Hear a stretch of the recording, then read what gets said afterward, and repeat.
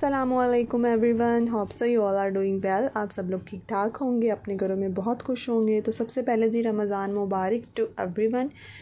हमारे तो यहाँ पे जी मंडे का रोज़ा है एंड आई गेस पाकिस्तान में ट्यूसडे को फर्स्ट रोज़ा है। तो अल्लाह ताला सबको नसीब करे रमज़ान गुजारना और खुशियाँ देखना नसीब फरमाए। मेरी ऑलमोस्ट 12 डेज़ बैक की अगर मैं बात करूँ तो मेरे ब्रदर इन लॉ की डेथ हो गई थी। आप सब लोग उनके लिए दुआ कीजिएगा। मेरे जो जेठ थे उनकी डेथ हो गई थी।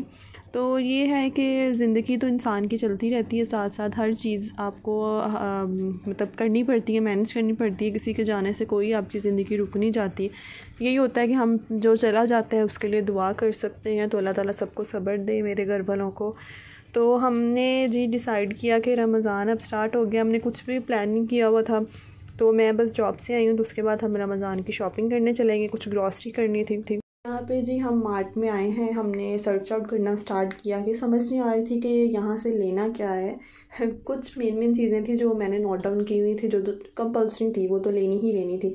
बट यहाँ पे आके वैरायटी इतनी ज़्यादा है कि आप मतलब देख सकते हैं कि यहाँ पे ऑलमोस्ट 3 सेक्शंस कम्प्लीटली, अगर मैं टोटल अगर बताऊँ आपको तो मैक्सिमम यहाँ पे 25 to 30 यहाँ पे डीप फ्रीज़र्स थे, जिसमें डिफरेंट तरह की आपको वैरायटीज़ मिल जाती हैं फ्रोज़न की।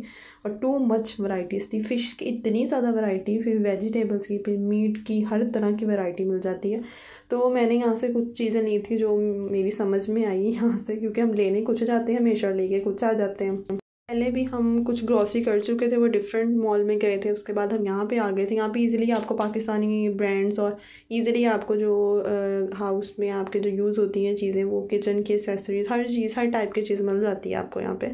सो यहाँ पे जी स्कैन खुद ही करना पड़ता है। तो हमने जो चीज़ें ली थी वो स्कैन कर रहे थे कि बस चीज़ें स्कैन हो जाएं, उसके बाद अपने घर की तरफ निकलें।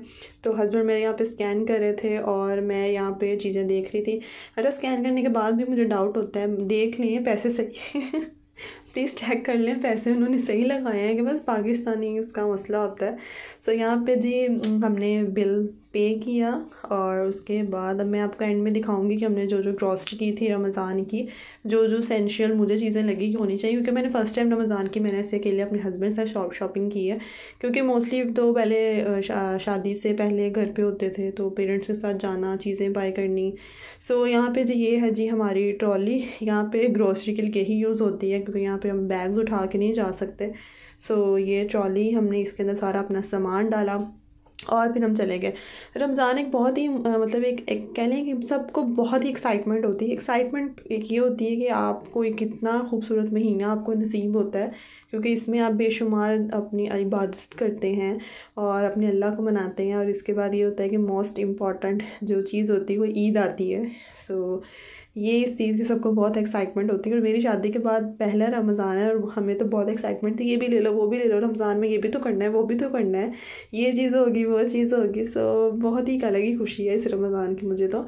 सो जो मैंने रमज़ान के लिए चीज़ें नहीं थी वो मैं आपके साथ कुछ शेयर करती हूँ। जो ग्रॉसरी मैंने मतलब कि हमने बाई की, जो हमें लगा ये होनी चाहिए।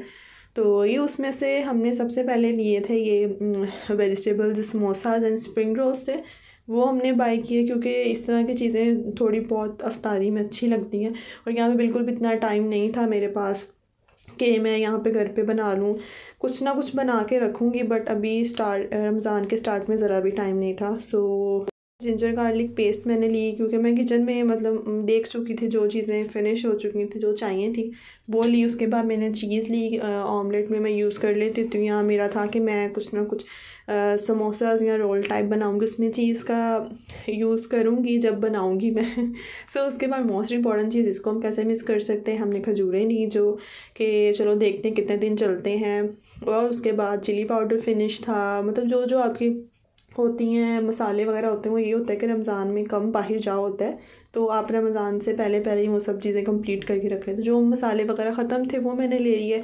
उसके बाद ये हमने ली थी फ़िश फिंगर, ताकि अफ्तारी में कभी कभी इससे भी फ्राई बंदा कर लेता है। तो ट्राई करेंगे कैसा टेस्ट है, अभी तो आइडिया नहीं है। फिर उसके बाद टोमेटोज़ फिनिश थे, वो भी वहीं से मिल के थे, वो ले लिए हमने।